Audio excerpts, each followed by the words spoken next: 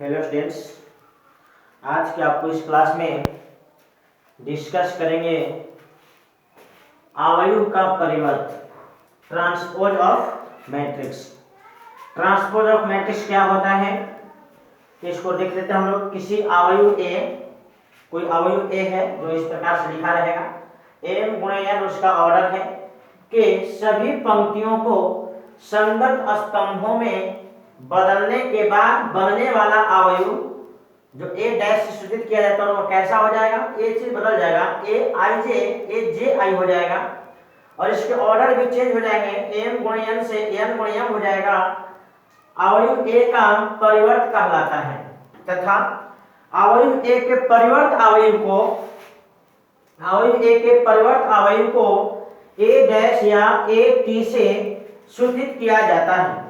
जैसे कि एग्जाम्पल देख लीजिए, मैट्रिक्स A बराबर लिखा गया है 2 गुणे 3, A डैश बराबर है 3 गुणे 2। यहाँ पे क्या हुआ कि जो पहला रो है, पहला रो में आपको एलिमेंट क्या है 2 3 5। अब इसको पहला कॉलम लिख रहे हैं। यहाँ पे बात लिखा गया है कि पंक्तियों को संगत स्तंभ में बदलते हैं। जैसे यह पहला पंक्ति जो है वो पहला स्तंभ में बदल गया और दूसरा जो पंक्ति है वो दूसरा स्तंभ में बदल गया। ये आपको संगत का मतलब है, करस्पॉन्डिंग का मतलब है। अभी हम लोग क्या किए हैं, पंक्ति को स्तंभ में बदल रहे हैं तो यहाँ पे ऑटोमेटिकली स्तंभ जो है वो पंक्ति में बदल गया होगा। जैसे ये देखिए पहला स्तंभ है, ये पहला पंक्ति बन गया, दूसरा स्तंभ जो है दूसरा पंक्ति बन गया और तीसरा स्तंभ आपका तीसरा पंक्ति बन गया। यानी हम लोग पंक्तियों को अगर स्तंभों में बदल दें तो स्तंभ अपने आप ही पंक्ति में बदल जाएगा।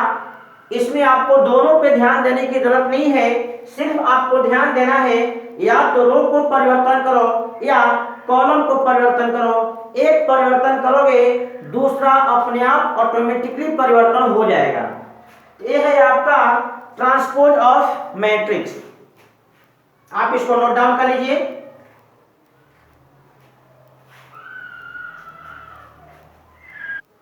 इसके बाद है आपका अवयव के परिवर्त का गुण, इंग्लिश में property of transpose of matrix.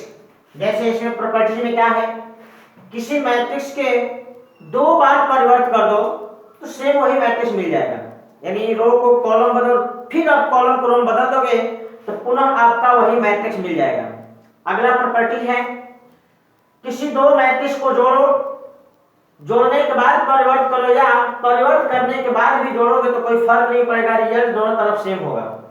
Same उसी तरह से अगर किसी 2 मैट्रिक्स को आपस में घटाने के बाद परिवर्त करते हैं या परिवर्त करने के बाद घटाएंगे तो रिजल्ट में कोई फर्क नहीं पड़ेगा। चौथा नंबर, किसी मैट्रिक्स में लैम्डा से गुणा कर दो और तब परिवर्त निकालो या परिवर्त निकाल के लैम्डा से गुणा करो, कोई फर्क नहीं पड़ेगा। और लास्ट प्रॉपर्टी है a इंटू बी, यानी 2 मैट्रिक्स को गुणा कर लो तब इसका ट्रांसपोज निकालो या ट्रांसपोज करके गुणा करना चाहते हो तो इसके स्थान यानी इसके पोजीशन में परिवर्तन हो जाएगा। जो मैट्रिक्स पहले लिखा गया उसका परिवर्त बाद में होगा और जो बाद में लिखा गया उसका परिवर्त पहले होगा। तो ये आपको प्रॉपर्टीज है।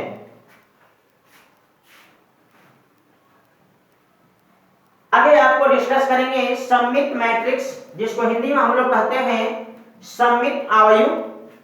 इसका परिभाषा समझ लीजिए, किसी वर्ग अवयव ए बराबर आपको लिखा गया a i j n गुणा n, ये आपका वर्ग मैट्रिक्स है, मतलब रो और कॉलम बराबर है, यहाँ पे दिख रहा है, को सममित अवयव कह सकते हैं यदि a और a का ट्रांसपोज बराबर हो, यानी परिवर्त बराबर हो।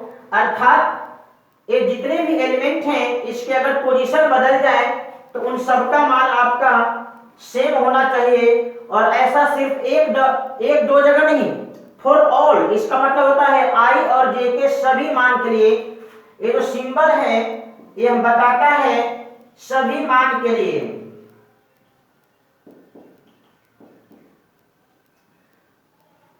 ये सिंबल जहां भी कहीं आपको लिखा गया हो आप समझ जाइए कि सिंबल आपको शॉर्टकट में बताता है सभी मान के लिए, i और j के सभी मान के लिए ऐसा होना चाहिए। जैसे एग्जाम्पल में देख लीजिए, एक मैट्रिक्स लिख देते हैं 2 4 4 और 5।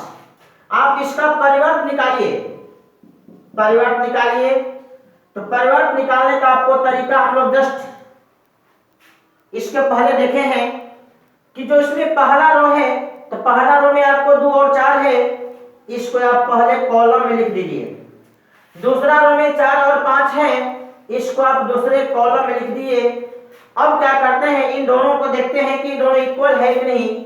तो चूंकि यहाँ पे दिख रहा है कि ए और ए का जो ट्रांसपोज है यह इक्वल है, देख लीजिए दोनों इक्वल है, इसलिए ए को सममित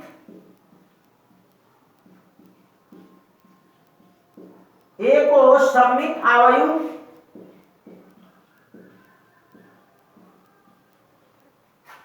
कह सकते हैं।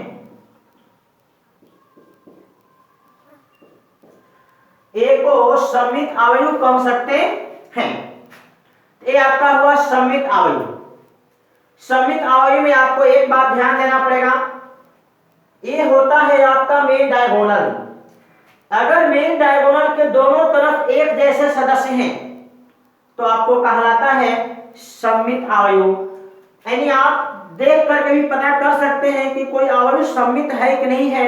देखने का तरीका क्या है कि जो मेन डायगोनल है इसके दोनों तरफ बराबर दूरी पे एक जैसे सदस्य होने चाहिए। जैसे आपको एक और एग्जांपल बता दें,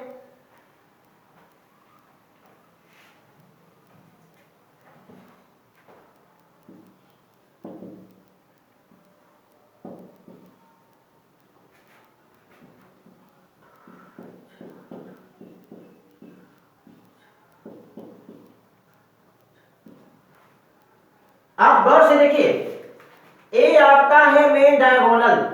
मेन डायगोनल के दोनों तरफ एक जैसे सदस्य अगर हैं तो मैट्रिक्स आपका सममित होगा, अदरवाइज सममित नहीं होगा। जैसे देख लीजिए, ए बराबर दूरी पे सेम एलिमेंट, यहां भी बराबर दूरी पर सेम एलिमेंट, और यहां भी बराबर दूरी पर सेम एलिमेंट, यहां भी बराबर दूरी पर सेम एलिमेंट, मतलब यह आपका सममित है। आप इसको जांच कर सकते हैं। जांच करने का वही तरीका, मैट्रिक्स बी का ट्रांसपोज कर लीजिए। मैट्रिक्स बी का ट्रांसपोज करिए। इसके पहला रो में एलिमेंट बोलिए 2 4 और 5, पहला कॉलम में लिख देंगे। पहला रो के एलिमेंट को पहला कॉलम में लिख दिए, दूसरा रो के एलिमेंट को 4 6 और 9, दूसरा रो का एलिमेंट है दूसरा कॉलम में लिख दिए। इसके बाद 5 9 और 7, तीसरा रो के एलिमेंट को तीसरा कॉलम में लिख दिए। अब आप तुलना करके देख लीजिए कि दोनों मैट्रिक्स इक्वल है कि नहीं, तो दोनों इक्वल है। इसलिए आप बी को यहां पर रीजन दिखला सकते हैं कि बी और बी का जो ट्रांसपोज है वह इक्वल है। बी और बी का जो ट्रांसपोज है इक्वल है, इसलिए बी को सममित अवयव कह सकते हो। तो ये हुआ कि आप परिवर्त निकाल लीजिए। अगर दोनों अवयव सेम हो जाता है तो आप उसको सममित अवयव कहोगे। अगर यह दोनों सेम नहीं होता है तो कहोगे कि सममित अवयव नहीं है।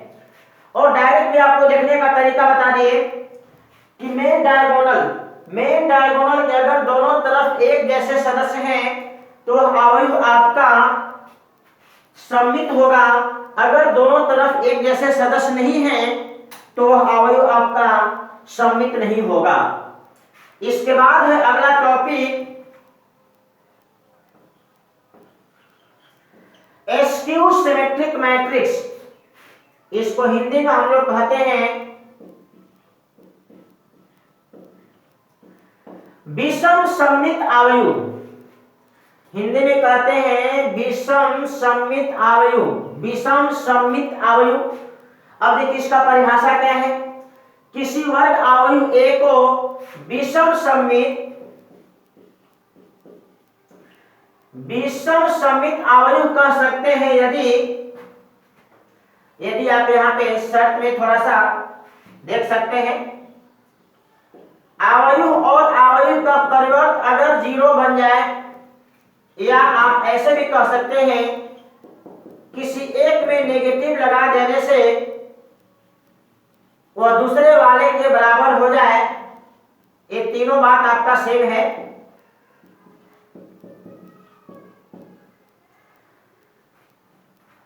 यदि मैट्रिक्स और मैट्रिक्स का परिवर्त जोड़ने पे बराबर 0 हो जाए, या मान लो कि ए में हम माइनस लगा दिए तो ए के बराबर हो, ए में माइनस लगा दिए ए डैश के बराबर हो, तो उसको हम लोग विषम समित मैट्रिक्स कह सकते हैं। एक कंडीशन आपका ऐसे बदल जाएगा, ए जे आई इज इक्वल टू 0। आप इसको भी इसी प्रकार से 3 चीज में लिख सकते हो, दोनों सब सेम है। आप देख लो, सबको एक तरफ कर लो, यही रिजल्ट आ जाएगा। तो ये आपका है विषम समित का शर्त। विषम समित का शर्त यही है कि किसी मैट्रिक्स के परिवर्त और मैट्रिक्स इन दोनों का जोड़ अगर शून्य हो जाए, शून्य अवयव, तो उस अवयव को हम लोग कहते हैं विषम समित अवयव। जैसे एग्जांपल देख लीजिए, देखिए एक कंडीशन आपका बहुत ही इंपॉर्टेंट है, इसी पे आपको अक्सर इंटर में एग्जाम पूछता है। इंटर के एग्जाम में आपको सवाल अक्सर इसमें दिया जाता है, ऐसे शर्त दिया जाता है। ये दोनों में कोई फर्क नहीं, आपको समझने का खाली फर्क है। ये दोनों सेम, चाहे इसको इधर ले जाए, ये सेम यही मिलेगा आपको। ऐसे भी ऑप्शन मिल सकता है, ऐसा भी ऑप्शन मिल सकता है। तो आपको ध्यान देना होगा कि इस ऑप्शन में आपकी खासियत क्या है। चलिए एग्जांपल देख लीजिए, एक मैट्रिक्स 0 2 -3 -2 0 4 3 -4 और 0, 3 गुणे 3 का मैट्रिक्स है। अब आप क्या करिए, इसका आप ट्रांसपोज निकाल दीजिए। ट्रांसपोज निकालने का सिंपल सा तरीका आपको बताए हैं कि पहला रो को उठा लीजिए, तो पहला रो में 0 2 और -3 है, आप इसको पहला कॉलम में लिख दीजिए।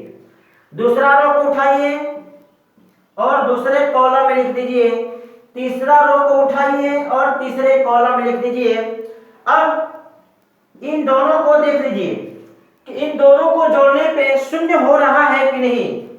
अगर शून्य हो रहा है तो आपका विषम समित है, अगर नहीं हो रहा है तो फिर विषम समित नहीं है। आप जोड़ करके देखिए, 0 + 0 0 होगा, 2 और -2 जोड़ेंगे 0 होगा, -3 और 3 जोड़ेंगे 0 होगा, 4 - 4 जोड़ेंगे 0 होगा। यानी सब जगह हम जोड़ रहे हैं तो 0 हो रहा है, मतलब a और a का डैश जोड़ने पे 0 हो रहा है। इसलिए a को विषम समित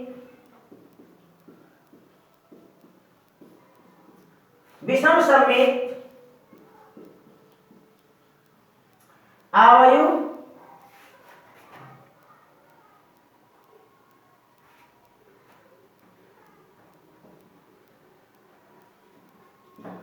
इसलिए ए विषम समित अवयव है।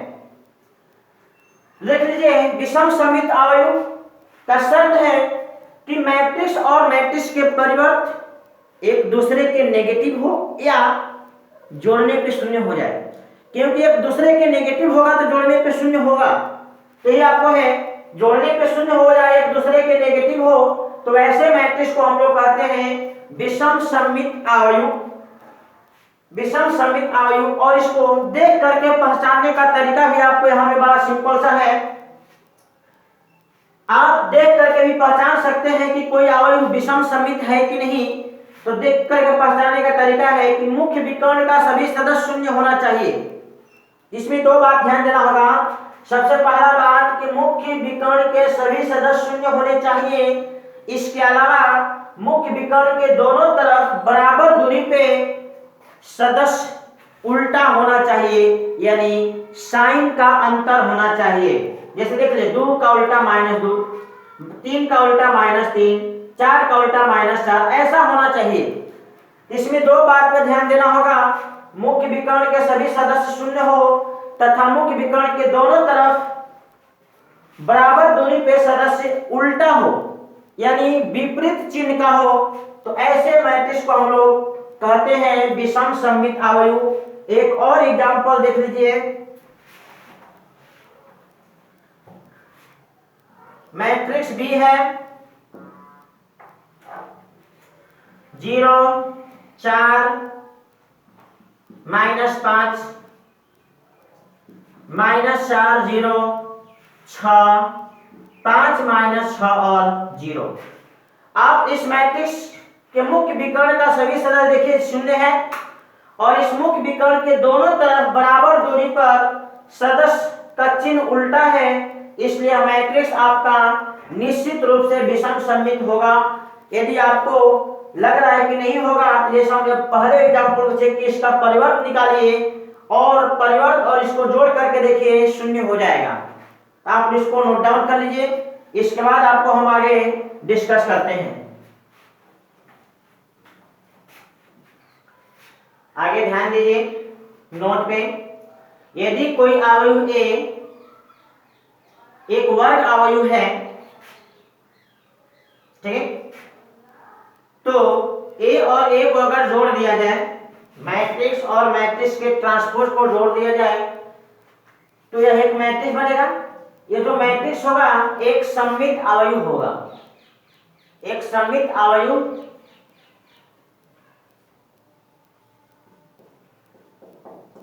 होगा या होता है।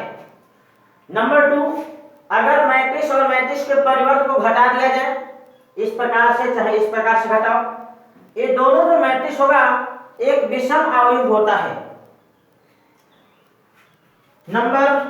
दूसरा नोट, यदि कोई अवयव सममित और विषम सममित दोनों है तो वह अवयव निश्चित रूप से शून्य अवयव होगा, उसके सभी सदस्य शून्य होंगे, क्योंकि शून्य अवयव ही सममित और विषम सममित दोनों के शर्त को सैटिस्फाई कर सकता है।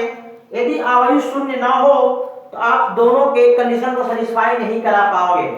और तीसरा और लास्ट नोट, यह बहुत ही इंपॉर्टेंट है, एनसीईआरटी चाहे अदर किताब में इस पे बहुत सवाल होते हैं। सवाल क्या होते हैं आपको समझ लीजिए।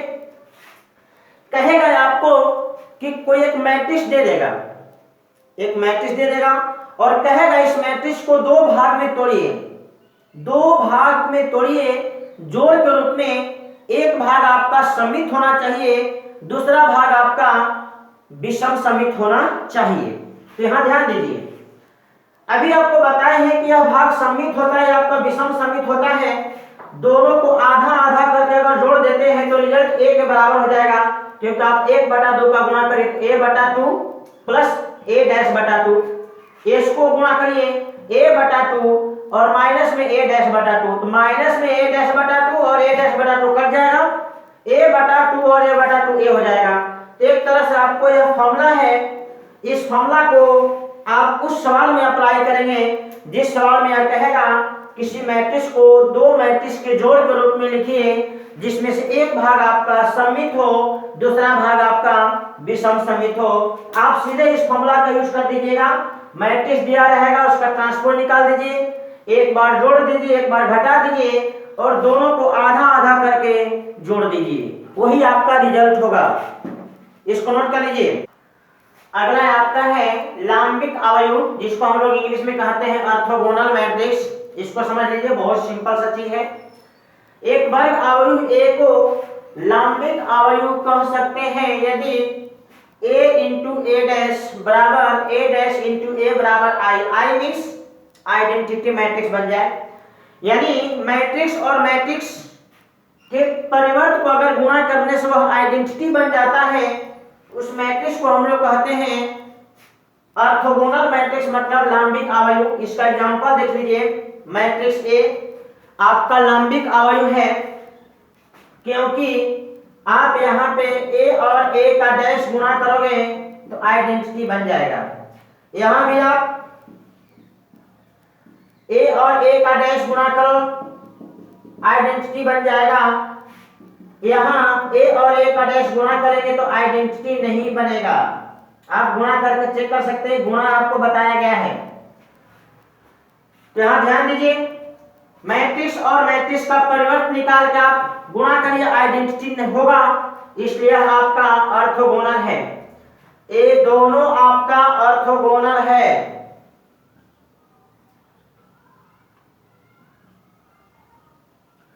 ऑर्थोगोनल है लेकिन ये आपका ऑर्थोगोनल नहीं है, यह लांबिक अवयव नहीं है, क्योंकि मैट्रिक्स और मैट्रिक्स के परिवर्त गुणा करेंगे तो आइडेंटिटी के बराबर नहीं होगा। यहाँ पे शर्त है कि मैट्रिक्स और मैट्रिक्स का ट्रांसपोज अगर गुणा किया जाए और आइडेंटिटी के बराबर हो जाए तो उसको कहते हैं लांबिक अवयव। देखिए एक ट्रांसपोज वाले मैट्रिक्स में आपको तीन प्रकार का टाइप बन गया। एक सममित में क्या है, मैट्रिक्स और मैट्रिक्स का परिवर्त बराबर हो तो सममित, मैट्रिक्स और मैट्रिक्स के परिवर्त का जोड़ जीरो हो या कह सकते हो वह एक दूसरे का विपरीत हो, विपरीत चिन्ह में हो तो आपको विषम सममित होगा। और तीसरा टाइप उसी पे बना कि मैट्रिक्स और मैट्रिक्स के परिवर्त को अगर गुणा करके अगर आइडेंटिटी हो जाता है तो अवयव आपका ऑर्थोगोनल कहलाता है। आप इसको नोट डाउन कर लीजिए और एग्जांपल जो दिया गया आप इसको जरूर जांचेंगे, क्योंकि शर्त लिख दिए हैं, इस शर्त के अनुसार ही आपका ऑर्थोगोनल होगा। अगर इस शर्त के बाहर जाएगा तो ऑर्थोगोनल नहीं हो सकता है। इस बात को आप लोग ध्यान में रखेंगे।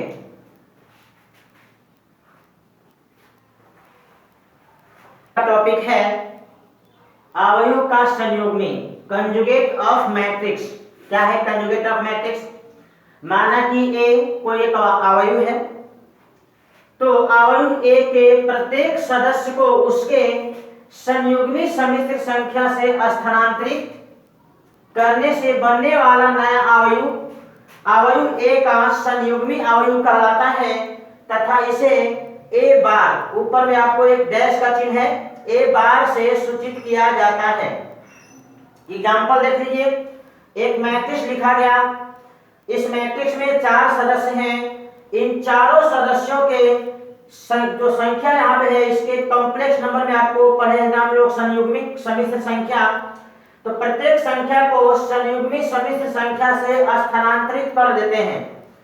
देखिए संयुग्मी सम्मिश्र संख्या बनाने का तरीका क्या है कि किसी संख्या में 2 पार्ट होता है, एक रियल पार्ट और एक इमेजिनरी पार्ट।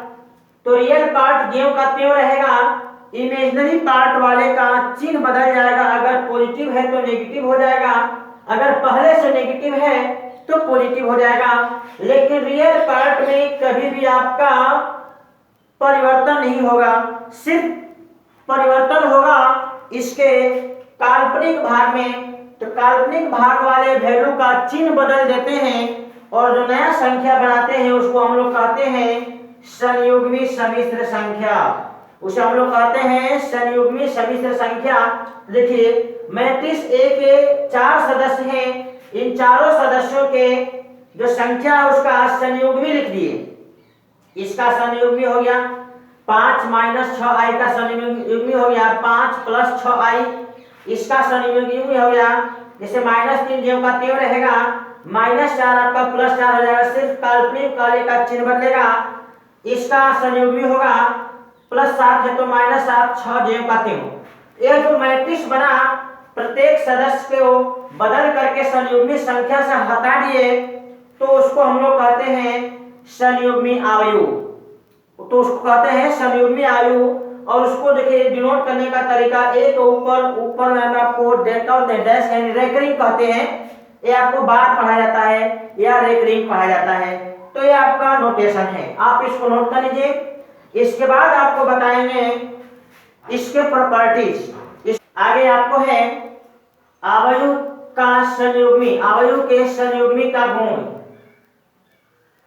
अवयव के संयुग्मी का गुण, properties of conjugate of matrix.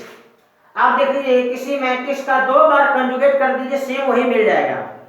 दूसरा, किसी 2 मैट्रिक्स को जोड़ो तब कंजुगेट निकालो या कंजुगेट निकाल के जोड़ो, कोई फर्क नहीं पड़ता है, सेम उसी तरह से। तीसरा है घटा करके कंजुगेट करो चाहे कंजुगेट करके घटाओ, रिजल्ट आपका सेम होगा। चौथा, किसी संख्या से गुणा करो तब कंजुगेट निकालो या कंजुगेट निकाल के गुणा करो, रिजल्ट पे कोई प्रभाव नहीं पड़ेगा। और अंतिम इसका प्रॉपर्टी है 2 मैट्रिक्स को गुणा करो और तब कंजुगेट निकालो या कंजुगेट निकाल के गुणा करो, रिजल्ट पे कोई प्रभाव नहीं पड़ेगा। तो यहाँ पे स्थान में परिवर्तन नहीं होता है, जबकि आपको बताए थे यहाँ पे ट्रांसपोज वाले में कि स्थान बदल जाते हैं, तो यहाँ पे आप लोग कंफ्यूज नहीं करेंगे, ट्रांसपोज वाले में स्थान बदल जाता है, चाहे आपको इनवर्स में आएगा वहां भी स्थान बदल जाएगा, लेकिन यहाँ पे स्थान नहीं बदलता है, पोजीशन जेव का तेव होता है। इस बात को आप लोग ध्यान देंगे। ए वाला बात आप सब जगह अप्लाई नहीं कर सकते, यहाँ पे बात उल्टा हो जाता है, लेकिन आपको यहाँ पे सीधा ही रह जाता है। इसको नोट कर लीजिए।